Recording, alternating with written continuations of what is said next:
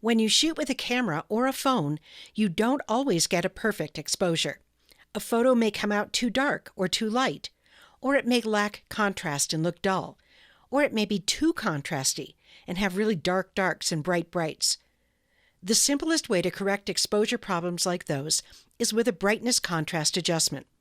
Let's try it out on this image from the practice files for this tutorial, or on a slightly dark, slightly dull photograph of your own. First, take a quick look at the Layers panel and make sure that you have the layer with the photograph selected. When you are working with photographs, often you'll have only one layer. Then, go up to the Image menu at the top of the screen, and from there, go to the Adjustments category. We're going to try the first adjustment, Brightness Contrast. That opens this Brightness Contrast dialog box, which I've moved over to the side so we can see the image. The fastest way to make a change here is to click the Auto button. That would move the brightness and contrast sliders here to where Photoshop thinks they should be. But if you want more control, you can move the sliders yourself. The brightness slider is sometimes all you need. It controls the overall lightness or darkness of an image. For example, if I drag it to the right, notice that the photo is getting brighter. If I were to go to the left, the photo would be darker. I'm going to take it to the right of where we started, which was 0, brightening up the photo quite a bit. By the way, don't feel that you have to use the same values that I'm using, either in this video or anywhere in this tutorial. The right amount is up to you and your taste. Now sometimes, as I said, increasing or decreasing brightness is all you have to do to improve a dark or light photo. But there's another slider here too, the contrast slider. This slider controls the range of light and dark tones in an image. If you increase contrast, I'll drag the contrast slider way over so you can see what it does. The dark tones in the image get darker and the bright tones get brighter. Too much contrast like this can make it difficult to see detail in the shadow areas, like in these flowers here or over here, and can cause a loss of detail in bright highlight areas, like up here in the background. So that's what high contrast looks like. Let's go to the other extreme and pull this slider all the way to the left. And now you can see what a low contrast image might look like. A little bit flat, a little bit dull. I'm going to put contrast back where I started, at 0, by typing 0 into the value field for the contrast slider. So I think this image could use a little more pop. Therefore, I'm going to drag the contrast slider just slightly to the right, and that will often do the trick. One way to help you evaluate whether your changes have really improved the image is to see a before and after view, and you can do that by clicking the checkbox next to Preview in this dialog. So there's how the image started. And here's how it looks with the increased brightness and contrast that we applied. When you're satisfied, click OK. And that applies your changes directly to the selected layer, in this case to the photograph. If you don't like them, you still have a chance to undo or step backwards, as we learned to do earlier in this series. But just to make sure you can always get back to the original, I suggest that when you save an image you've adjusted like this, you choose Save As rather than Save, and give the file a different name. And then click the Save button. Now, a direct brightness contrast adjustment like the one we used is not the only way to correct exposure problems. Later in this tutorial, we'll learn how to apply an adjustment more flexibly as a re-editable adjustment layer. And there are other ways to tackle exposure too, like levels and curves adjustments that you'll explore as you get more experienced with Photoshop.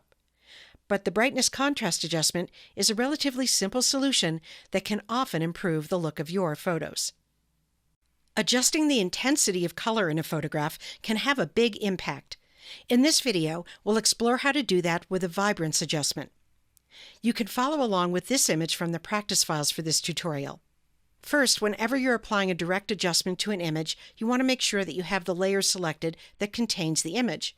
Here, we just have a single layer in this photograph, so it's not a problem. But if you have a multi-layer image, then you should check the Layers panel first. Now, let's say that we want to make the color of this weaver's sweater richer or more intense. But we don't want her skin to look too saturated. That's a perfect job for a vibrance adjustment. To apply a vibrance adjustment, I'll go up to the Image menu, choose Adjustments, And here, there are two kinds of adjustments that would affect color intensity. There's vibrance and there's hue saturation. When skin color is involved, or when you need a subtle enhancement to color intensity, then vibrance is the best choice. We'll cover hue saturation and talk about when it's most useful in another video in this tutorial. I'll select vibrance here, and that opens the vibrance dialog box. In this dialog box, you have two choices, saturation or vibrance. You can use them singly or you can use them together. Let's see what they do. If I drag the saturation slider over to the right, you'll see right away that the intensity of all the colors is ramped up. Not only does the weaver's sweater become a richer, more intense purple, but the intensity of the flesh tones and of the loom increases too, and it really is too strong an effect in this photo. So I'm going to put saturation back to 0. I'll just type 0 in its value field. Instead, let's try dragging the vibrance slider to the right. Vibrance does a more subtle job of intensifying color, and it protects the flesh tones from oversaturation. Let's compare a before and after view by clicking the checkbox to the left of Preview. That's how the image looked without the vibrance adjustment, and here's how it looks with the vibrance adjustment. We've managed to make the sweater a stronger purple without overdoing the subject's face and the color of the wood. If you're happy with the result, click OK and go to the File menu, choose Save As, and I suggest that you change the file name so you don't save over the original photo with this adjusted version. So that's how to subtly increase color intensity by applying a vibrance adjustment.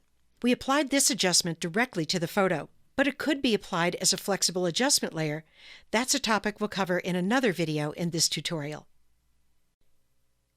The hue saturation adjustment lets you adjust not only color saturation, but other properties of color too. And it gives you the option to adjust either particular colors or all the colors in an image.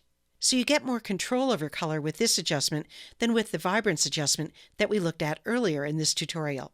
If you're following along, open both these images from the practice files for this tutorial. Let's start with this image of threads on a loom. If it's not showing, click its tab at the top of the document window here. Now go up to the Image menu and choose Adjustments, Hue Saturation.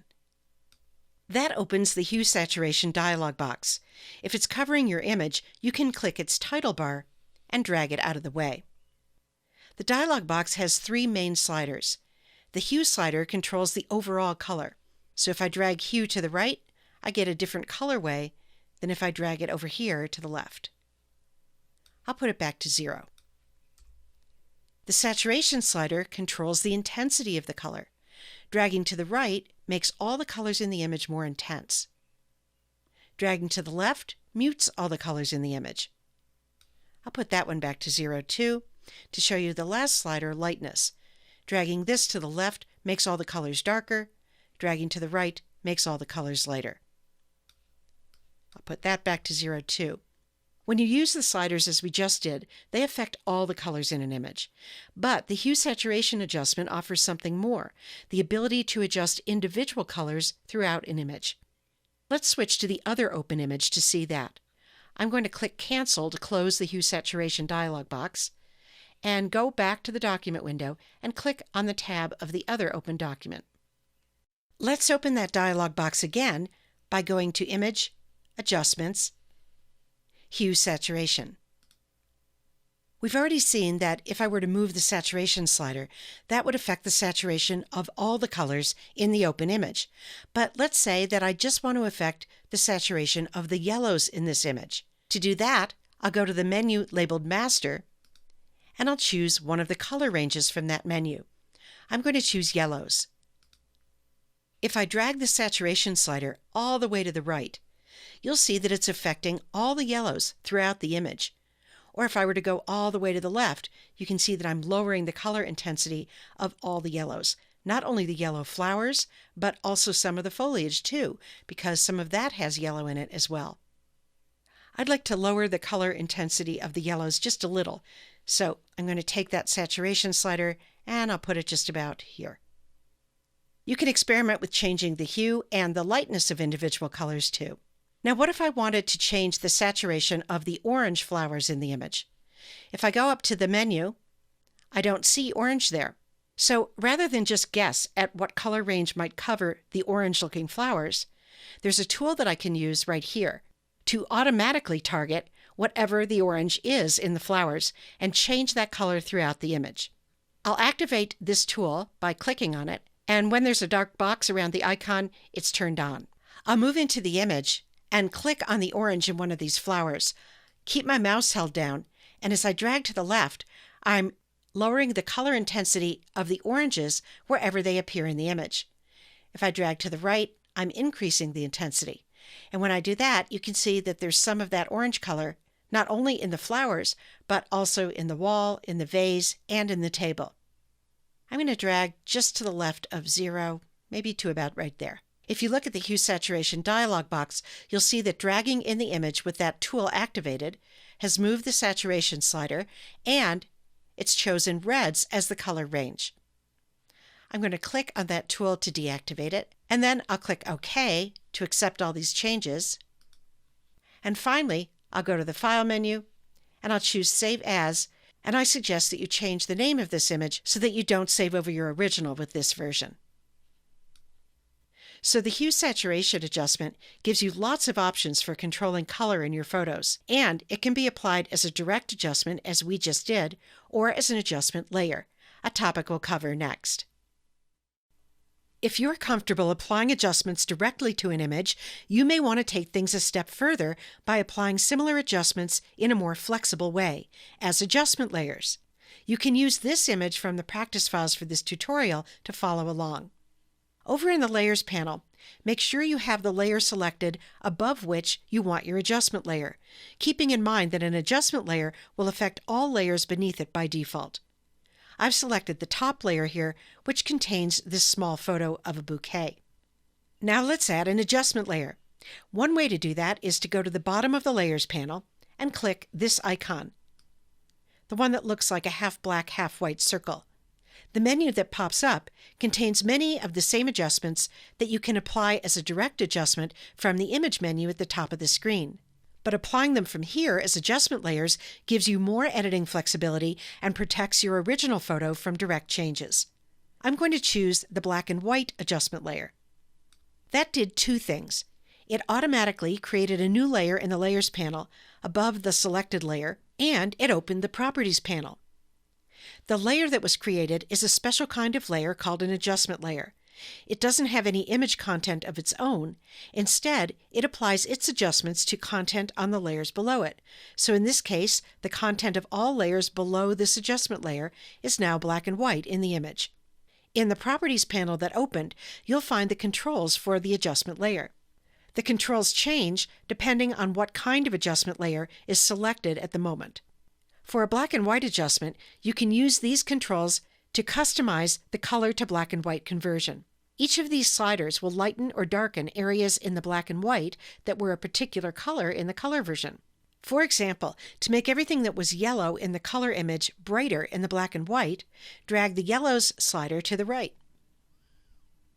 And to make everything that was green in the color image darker in the black and white, drag the green slider to the left. When you're happy with the way things look in the image, close the Properties panel by clicking the double-pointed arrow at the top right. The good news about an adjustment layer is that you can access those controls again anytime and make more changes. To do that, just make sure that the black and white adjustment layer is selected in the Layers panel and click the Properties panel icon again.